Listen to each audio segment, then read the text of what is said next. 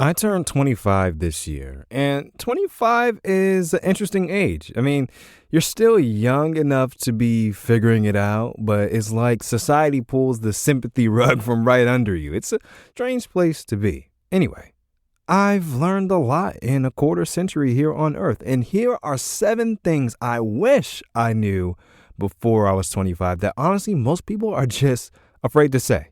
I purposely left out all the cliches. This is real, raw, and practical. So if you're 25 or younger, listen up.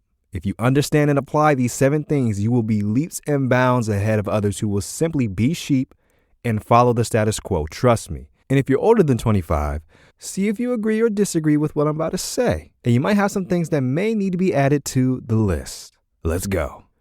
Yo, what's up? I am Clee, the visionary, and this is the Build Your Vision podcast where we help you get clear, get confident, and get paid because the quality of your life is determined by the clarity of your vision. Amen? Amen. Okay, number 1 out of 7 things I wish I knew before I was 25 is take yourself too seriously. Now, I could have just named this Take Yourself Seriously, but I don't think you would have got the point if I said just take yourself seriously. Take yourself too seriously. In fact, I did a whole episode on this. I believe this so much. It's episode 108. You can listen to the whole thing if you want to. I'll link it in the description. The point here is to never underestimate your influence. Too many times I downplayed my gifts, either out of false humility or self-deprecation. I thought that if I was confident, then I would be viewed as arrogant, not just in my present ability, but my confidence in my future abilities. Here's the bottom line about this. If you know who you are, whose you are, and who you're called to serve, confidence is inevitable. When you know those 3 things, you will take your time seriously. You'll take your reputation seriously. You'll take your word seriously. All these things you will take seriously. And when you're around people who don't truly know who they are, don't know whose they are, and don't know where they're going in life, one of 2 things will happen guaranteed. You will either inspire them or you will offend them. There's no in between. You will either inspire them or offend them. Now, one might lead to the other and one might lead back to the other, depending on the order, but you can only have one emotion at a time. And it's going to be one of those 2. What I wish I knew earlier was that I did not have to downplay myself or think lower of myself just to make sure other people didn't feel uncomfortable. I remember specifically there was a time where I said that I was going into business for myself, and I said it in a way that was self-deprecating, but I was really trying to be serious about sharing what my new venture was. And the person that I shared it with kind of just laughed me off. And I couldn't be mad at them because I set it up as a joke. And it was in that moment that I said I would never not take myself seriously again. I know that was probably a double negative, but whatever. I am going to take myself too seriously because if I take myself too seriously, then that means others will take me seriously. Now, I'm not talking about taking yourself too seriously in a way that is arrogant or pompous. You got to keep in mind what the Apostle Paul, which is so wise to know. He says it in Romans 12 where he says, don't think too highly of yourself. And he's not saying not to be confident in who you are. He's saying not to think of yourself as better than anybody. If you are clear on who you are and what you want to do with your life, great. Don't look down on other people that may not be there yet. But also, don't look down on yourself because you have a mission. I said back in that episode 108, look, one of the most confident people in all of Earth's history, no doubt, had to be Yeshua HaMashiach, man. Like Jesus Christ was that guy. The text in John chapter 14 is probably one of the most goated passages ever when, Thomas is like, how do we know the way to the kingdom, Lord? And he's like, I am the way. I am the truth, the life. I was like, yo, that's so crazy. Like this guy was literally up here saying that he was God in front of people he knew wanted to kill him, but he was so confident in who he was, what he came to do, that it did not faze the dude. And I'm saying the dude in the most respectful way possible. Y'all hear what I'm trying to say. You either have to be extremely secure in who you are or a psychopath to say the things that Jesus was saying. But we also know strictly from history that Jesus is one of the most humble and meek people to ever walk the face of the earth. So it is possible to do both. Walk in humility. Never see yourself as better than someone else, but don't ever sell yourself short of who God created you to be. All right, number 2, you are dying. Look, when you're young, everyone says, you have time. You'll figure it out. Don't get in a rush. You have time. You don't have time, bruh. I'm not saying to put your life on a treadmill. I'm not trying to rush you into decisions, but I'm letting you know you don't have time. Don't make that assumption.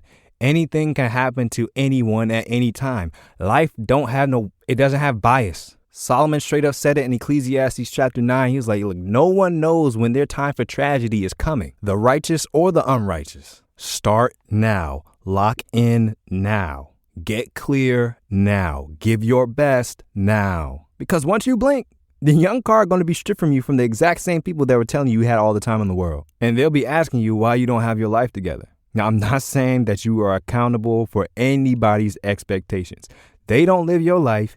You don't have to answer to no one but God. But if God has given you life, which is a gift, and it is a gift that we know won't last forever, take your time seriously. You're dying. A little morbid, but it's true, y'all. All right, number 3. I told you I'm keeping it real on this thing, man. Number 3 is tell the truth. Always tell the truth to others, of course. But what I think is more important in this is to tell the truth to yourself. So much of my early 20s was spent wanting to want something. There's a quote by Jim Carrey that I love that says, so many of us choose our path out of fear disguised as practicality. Let me say that again just in case you weren't paying attention quite. Just stop what you're doing right now and listen close. The quote says, so many of us choose our path out of fear, disguised as practicality. Man, that hits. I am just now getting to a point where I am realizing that the fastest way to the life you actually want is to tell the truth. If people ask what you are doing, what you are working on these days, tell them the project that you're actually working on. If they ask you if you want to hang out and you want to instead work on your business, say that in a nice way, of course. If you want to be rich, be honest with yourself that you want to have money. It motivates you. That's okay. As long as you use the money to love the people and don't use the people for your love of money, it's all good, bruh. If ending world hunger isn't your motivator, don't fake it. If you go to church but could care less about God right now, be honest with yourself about where you presently are. Reflect on your true emotions and desires and assess them, and then determine how you want to proceed. I could tell you this with so much assurance. Sweeping those emotions and desires under the rug is not going to get you anywhere. With the truth comes freedom. Number 4, find mentors who don't just have the things you desire, but have the life that you also desire. This was something that I caught on to a little later going into my mid-20s. I started really taking account of the lifestyles of the people that I was listening to. And I was like, wait a second. If I want to have generational wealth, but you have perpetual generational debt, why am I getting financial advice from you? If you don't want to run the marathon in their shoes, don't train with them, bruh. But this also goes on the flip side. Plenty of what the world would see as successful people have miserable lives. Ask yourself, when you're looking at these mentors or people that you admire, do they have peace? Are they kind? Are they generous? Are they moral? Do they have a loving and thriving marriage if they're married? Do they have quality relationships? Are they accessible? What's their belief system? How's it working out for them? All these different things take into account, because if you take advice from someone, that advice is not compartmentalized. I had to realize that. It bleeds. It bleeds into the rest of your life. And if you choose to take advice from someone whose life you may not want because of a particular expertise they have or a particular affinity or closeness they have to you, you got to make sure that you compartmentalize the information. Take it with a grain of salt, because all actions and decisions bleed. They spread into all aspects of your life. And you have to make sure that you are okay with that. And if not, you got to do quality control. Number 5, y'all really might not like me for this one. You could take it or leave it, but I think this is actually wisdom. You don't have to have an opinion. I wish I realized this earlier in my life. Now, this is something that I did pick up more early, but it was still something that I struggle with. And I think it's something that we really do struggle with in this era of social media, of digital presence, of connectedness online, of immediacy in news and virality. Look, man, speak on what you know. Don't let anybody shame you for being indifferent about something. Just because it bothers someone else doesn't mean it has to bother you. And just because it bothers you doesn't mean it has to bother someone else. We all have something that Dr. Daniels in his book, Your Purpose is Calling, called unique discontent. This is what makes us all special. This is what makes us uniquely designed to accomplish our specific assignment given by God. Two people can see the exact same things and have two completely different reactions to the same thing because we're all designed differently. Just because the world is saying something doesn't mean you have to say something or have an opinion. There are lots of times, especially as a content creator and someone that likes to think and express thoughts, feeling like I had to speak up about things because it might be seen as neglectful if I didn't, or if I was condoning something if I didn't, or if I was enabling something if I didn't say something. Look, maybe if you don't believe me, you can take some ancient wisdom from King Solomon. He says it like this in Proverbs 17, verse 4. He says, even a fool who keeps silent is considered wise. When he closes his lips, he is deemed intelligent. So basically Solomon is saying, shut up. You don't have to talk all the time. You don't have to have your opinion all the time. He was so serious about it. He said it again in the next chapter. Proverbs 18, verse 4. It says, a fool takes no pleasure in understanding, but only in expressing his opinion. Take the time to possibly just not have an opinion. Assimilate the information that's being fed to you. Think about it. Reflect on it. I'm going to say that again. Think about it. Think about it. Reflect on it, not react to it. Formulate your thoughts. And then if you have an opinion, you can express it. But don't feel pressured into having to have a hot take on everything, because there are situations, and this has happened to me. That's why I'm saying it to you. I'm not just ranting here. You can say something that you felt pressured to say in the moment because you needed to say something, or you felt like you needed to say something that you might not want to be a part of your brand or your reputation in the future, or something that you might regret later. You realize that you actually don't stand for that, or you realize that you could have been hurtful in your words because you spoke with haste. I know it's hard because we live in a hot take society, and it could get you attention, and it could get you fame, and it could get you all these other things because we reward ignorance in this society. But it's okay to take a backseat, not have an opinion, take in information, develop your thoughts, think, seek wisdom, formulate your thoughts, seek truth, and live your life accordingly. Number 6. Oh, Lord, this one. We get real. You can't compartmentalize sin. Oh my goodness. Whatever you feed into your eyes and your ears will manifest itself through your hands. 110%. I used to think that, I could listen to secular music. I could listen to the songs that were talking about all types of crazy things. Almost becoming numb to those crazy things. It's really wild when I listen to old playlists. I'm like, I was listening to this every day. That's crazy. I used to think I could watch, violent and vulgar movies or party recreationally or whatever it was. I was thinking way too highly of myself. I am not that impenetrable. It only takes a matter of time before what you eat comes out of you, if you know what I mean. Guard your heart. Yes, you are going to stand out. Yes, you're going to be inconvenienced. You're going to be looking like you're being extra. Who cares, man? A life of freedom is a life of the Spirit of God.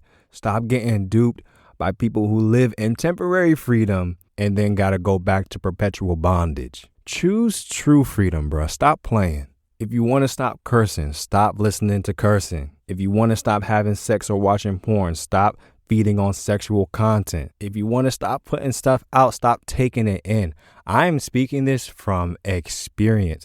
I'm getting way more cognizant of what I feed on because it comes out in your hands.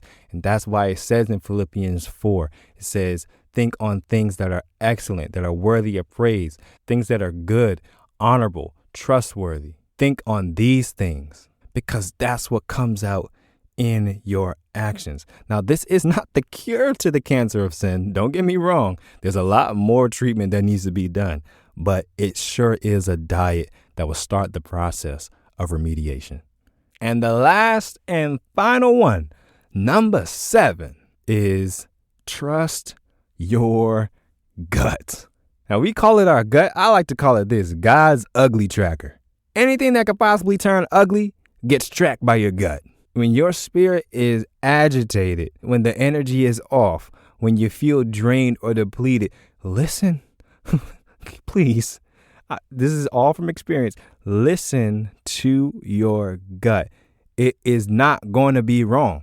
Like, your gut's not going to be wrong, bro. Like 100%, it's not going to be wrong. The problem with our gut is that it got a big old bright red override button on the front of it. And because of the pressures that we feel from the world, from our friends, from society, from culture, we just be smacking that override button. Oh, the amount of times that I've hit that override button, knowing good and well that I was feeling sick to my stomach just so that I could please somebody else, just so that I could look cool, just so I could fit in, just so I could not hurt someone's feelings, just so I could not be seen a certain way. All about what I thought other people would think or need or expect of me. I wish that I didn't do that, because it's not because my life is bad now. It's because you're going to have to make the right decision eventually anyway. And it's harder the next time, way harder, whether you regret it immediately or whether it comes eventually. The truth will come to light and you'll say, I should have gone with my gut. Don't let the pressure of the world make you override God's ugly tracker, guys. Trust your gut. It's not going to be wrong. All right, that's the 7 things. If you have something else that you think needs to be added to this list, comment on this episode. I would love to hear from you. As always, until the next time, keep building your vision every single day. Peace.